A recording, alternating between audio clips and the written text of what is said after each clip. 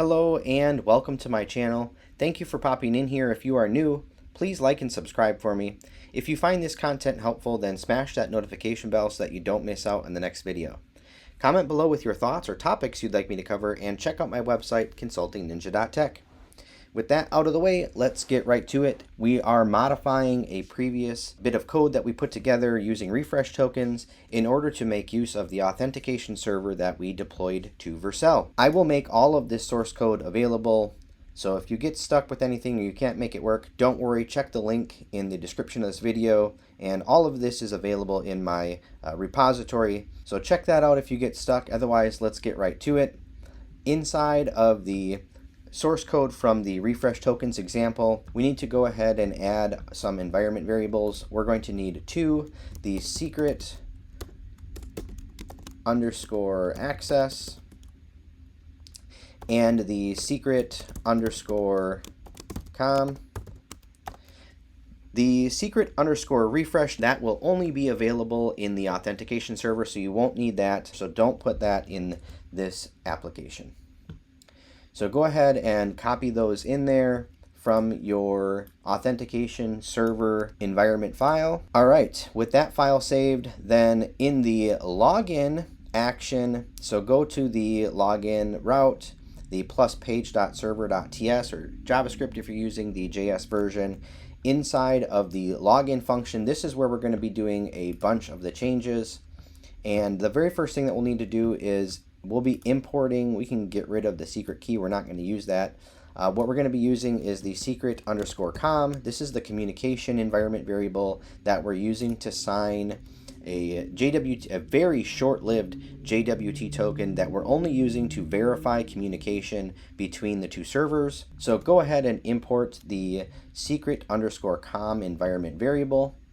And then this is currently set up to continue to check the username and password here in this login action, but if you wanted to, you could move that to the authentication server as well.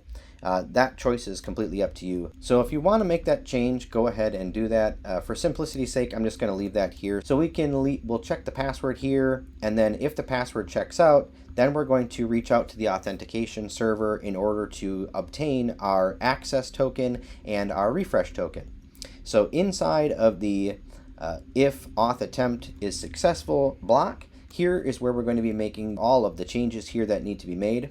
And the very first one is that we're not going to be creating an authentication token for the application on this side anymore. So we can repurpose this one in order to add our communication token. So change the name on this one to com token. And instead of using the secret underscore key, we're going to sign that one with the secret underscore com.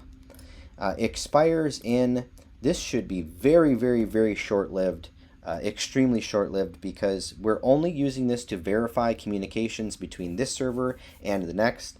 So I have mine set to 10 seconds. The shorter, the better. So once that's set, you can repurpose this cookie. We're not going to be sending cookies because, again, we've deployed that authentication server to Vercel, and the way that cookies work, you don't actually have access to them directly when you're sending from one server to the next, but there are ways around that.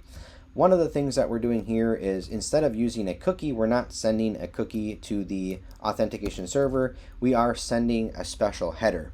But if you want to repurpose this just so that you can see what's going on, you can just change the name to communication token and then change the token that you're passing in there to the com token as well. That way you can see this get set in this side of the application just to make sure that it's working correctly.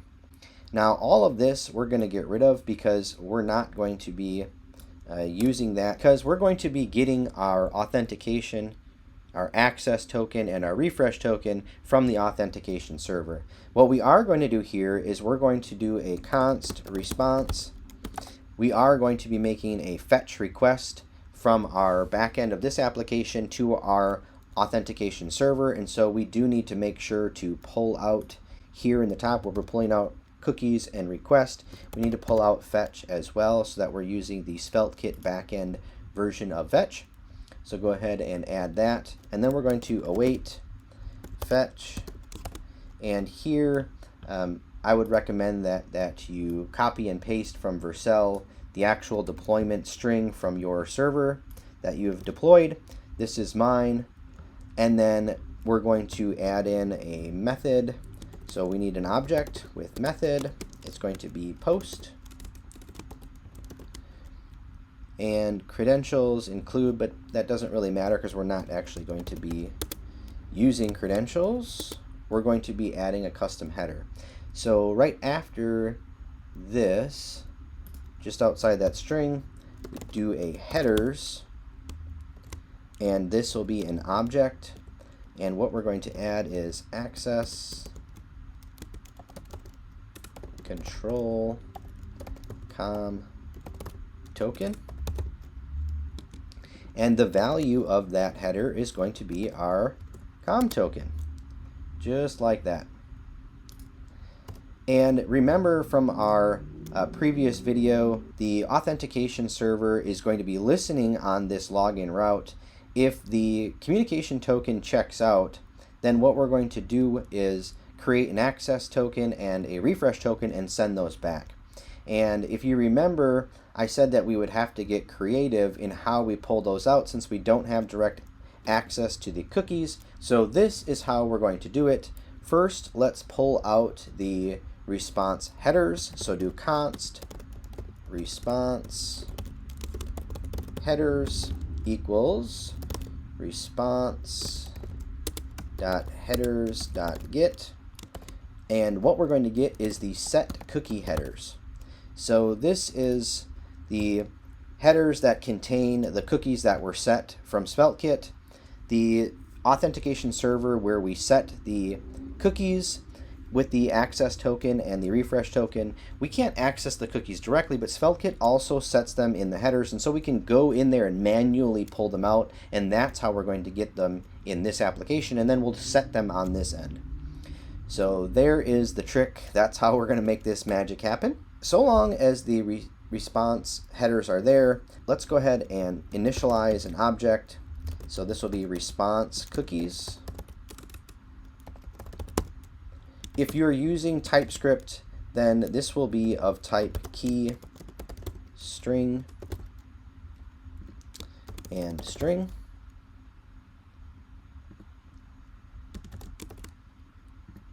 Just like that. And now what we're going to do is if the response headers come back correct, meaning that we were able to successfully pull out the set cookie headers out of that response, then what we're going to do is we're essentially going to destructure that response, and we're only going to keep the important part, which is the name and the value, which is going to be the name and the actual token itself, the JWT token that was inside of that cookie. And so let's go ahead and do that. The way that we do that is saying response headers dot split. We're splitting on the comma, and then we're going to go ahead and do a for each on those, and this will be let's call this cookie string. This is essentially a whole string of the cookie itself, and what we're going to do is say const cookie attributes. So this will be going through each attribute that was set on the cookie, just like here we set the name, the actual value, HTTP only. This is what we're going to be iterating through here essentially. And again, we're just going to go ahead and ignore everything else. To make this simple, we're just going to pull out the name and the value, and then we'll just reset these items here just to make it easier. So technically in our authentication server that we put together, we could leave that other stuff off. So we're going to do a cookie string dot trim dot split, and we're splitting on the semicolon, just like that. And then we're going to do a const name comma value equals cookie attributes sub-0 and split on the equal sign, so where it's actually being set. then we're going to take the value of that and put it into our response cookies object that we initialized here. So this object is going to contain both of the cookies that we have. So response cookies sub name equals value, just like that. And if you wanted to, just outside of this, you could do a console.log, console.log of the response cookies, so you can check them out. Let's go ahead and save that, and just so that you guys can see what I'm talking about, let's go ahead and go to the login and enter in your username and password of a user that you know you have in your application. And I'll log in. You can see I have the developer console open here, and it's already on application, and I have the cookies for this URL selected. And so there's the COM token that I set just so that we could see it happening. And then in order to see the response cookies, let's go ahead and open that up. And there you can see the authentication token that's coming back from the authorization server, authentication server. There is the auth token and the refresh token. So we have them right at our fingertips. Now we just need to pull out those values and set them in cookies on this side of the application. That way we can just use those cookies to check in our hook. And that's exactly what we're going to do here. So let's keep going. We're making good progress here. So now what we're going to do is, in that login action, we're just going to go ahead and set those cookies. So let's copy the communication one that we left just as a way to inspect things, and let's paste that in twice. And what we're going to do is set an auth token, so auth token, and this will be the response cookies, so we can copy that, response cookies dot auth token, and make sure that this one is HTTP only true. The max age will be a day, strict, all that's good. And then the refresh token, make sure the spelling on those are correct because we're going to be checking for those in our hook. All right, so then we need to set this to be the response cookies dot refresh token that comes back from that authentication server dot refresh token. And now this one we need to make sure that we change the age on this to be 120 days, just like that. So save that, and now when we get that response back, rather than just printing it out, we'll actually save those cookies. So let's go ahead and log in one more time, and we'll be able to see those cookies get set.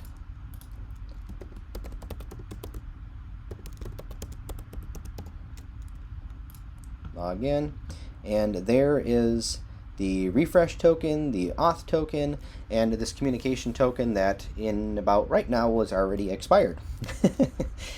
So now we can go into our hooks file and check for those, and if the access token is no good, then we will ping from our hooks to the authentication server to automatically generate a new access token. So this is where we have the logic for the checking currently. And the one change that you'll have to make here in the top function, if you're using the code I already put together, I had already showed you guys how to split your hook into two separate functions. So we have one function doing the access token checking and handling, and we have another doing the refresh token. So up in the top, for the first handle function, you would need to change the key here. This is not going to be the secret key. It's going to be the secret underscore access. This is the environment variable that is shared between the authentication server and the application that you're running here. This one and the communication token. You need to change this secret underscore access We are still setting it in the cookies when it comes back from that login, and so we'll still have that available. So we'll still pull it out just like before. All of this will work identically as before. If the authentication token or the access token checks out, we're going to ping the database, pull the user out, and set it in locals, and that's what we'll use to check all of our routes and everywhere in the application that you want to check. So if the access token is expired, and again, the authentication server is currently setting those tokens to be good for 10 minutes, you can set it to less if you'd like. That just creates more server chatter. But in the second function, here's where we're going to need to make some significant changes. In the second handle, we're going to check for the locals first. So if the first handle function runs and the current access token is already good, then we're not going to do anything. But if it's expired, then the event.locals.auth user is not going to be set. It will be set to undefined. And so we're going to take that refresh token and ping the refresh route on that authentication server in order to get a new access token. We are still going to be using the cookies that get set on this side of the application, but we're not going to be verifying this here. What we are going to do is if there's no refresh token, we're going to go ahead and make sure that that's cleared out. We're not checking claims because we're not doing any token checking for the refresh token on this end. That's only happening on our authentication server. So what we are going to do here is we need to create a communication token that we send in that header, just as we did in the login page. So we need to import, let's get rid of secret_key. We're not using that. We're using secret_com. And we need to go ahead and create a new communication token. We can get rid of, let's go ahead and pull that out, all of that. All right, so what we're going to do here is create a new com token.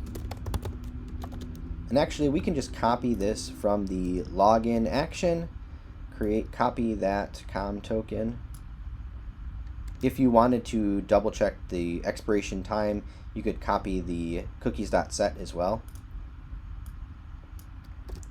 So let's just go ahead and paste that in there. Make sure that this is right, that the expiration time is right. And what we're going to be signing here instead is actually the refresh token itself, just like that. Remember that the refresh token, when we send our initial login request to the authentication server, we pull that user out and we use that user to sign both the access token and the refresh token.